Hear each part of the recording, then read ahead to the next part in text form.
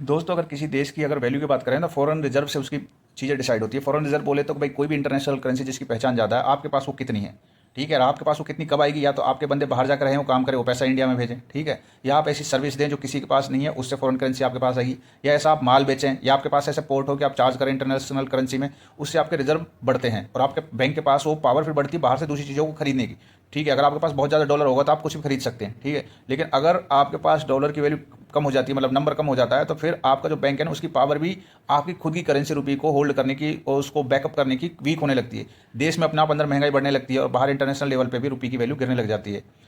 तो हमारी एक सबसे बड़ी समस्या क्या है, हमारे पास बहुत अच्छी सर्विस दी हमने आईटी में, ठीक है, इंडियन आईटी में दी है। हमारी एनर्जी सबसे बड़ी समस्या है। अगर एनर्जी की समस्या हमारी सॉल्व हो जाए ना, तो लगभग ये समझ लो हमारी सारी समस्या खत्म हो जाए।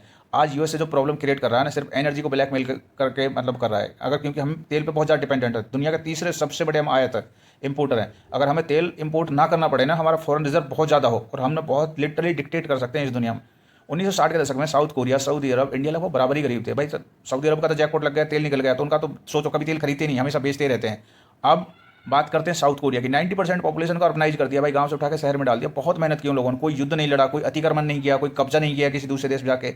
ना ही उनकी कोई एरी इंपेरियलिस्टिक कोई अप्रोच है कि दूसरे देश में जाकर अपनी लैंग्वेज, अपना कल्चर इंपोज करके वहाँ के लोगों से भाई पैसा ले रहे नहीं है। इंडिया तो बस छोटी मोटी लड़ाई कर रहा है। 1990 के बाद लिबरलाइजेशन स्टार्ट हुआ, अब फालतू फालतू की लैंग्वेज के वॉर में चलता रहता है। अब चाइना ने क्या किया भाई, चाइना सेकंड नंबर का तेल इंपोर्टर, वो भी इंपोर्ट करता है, लेकिन भाई उसने 1990 में ईवी प्लान बना लिया और ईवी पे इतना अच्छा कब्जा, उसका मोटर में क्या लगता है, एल्यूमिनियम लगता है, कॉपर लगता है, स्टील लगता है, उन पे कब्जा कर रखा माइनिंग पे। अपने पास क्या, एल्यूमिनियम अपने पास बहुत ज़्यादा है, कॉपर होता है राजस्थान में होता है, खेती वगैरह में होता है।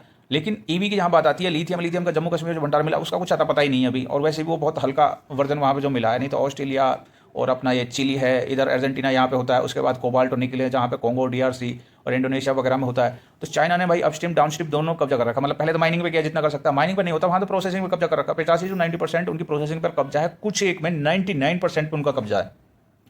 तो चाइना का इतना ज़बरदस्त है, तो भाई वो एनर्जी का समाधान ढूंढ रहा है अपनी, ठीक है। अपन क्या है कि या तो भाई अपन रॉ मटेरियल निकालने नीचे से, जो डिपेंड करता है कि अवेलेबल है या नहीं है, या फिर भाई उसको प्रोसेसिंग में ऐसी मशीनें बनाएं लगाएं खरीद के जिसमें बहुत मेहनत लगती है। प्रोसेसिंग बहुत मुश्किल है, क्योंकि प्रोसेसिंग में रेडियो एक्टिव पदार्थ भी निकलते हैं जो जिनसे कैंसर होने का खतरा होता है, बहुत ज़्यादा मुश्किल चीज़ें हैं। और या फिर अपन उसको भाई वेस्ट को प्रोसेस करें, उसमें से वापस रिकवर करें जितना कर सकते हैं। तो दोनों में अपना हाल बहुत ही बुरा है। एनर्जी की समस्या ना बहुत सताने वाली है। अप्रैल 2025 से उन्होंने, चाइना ने बाहर वालों को देने से मना कर दिया भाई। अब देखो वहाँ से चाइना ब्लैकमेल कर रहा है, इधर से यूएसए ब्लैकमेल कर रहा है। बहुत ही मुश्किल स्थिति है। अगर फंडामेंटली पढ़ाई पे, लोगों की सोच पे अगर ढंग से ध्यान नहीं दिया जाए ना, तो सभी लोग कल्प्रेट होते हैं इसमें। सिस्टम भी होता है, लोगों की सोच नहीं है, अपन फालतू की चीज़ों में ही लगे रहते हैं, कभी किसी चीज़ पे इतना ध्यान नहीं दिया।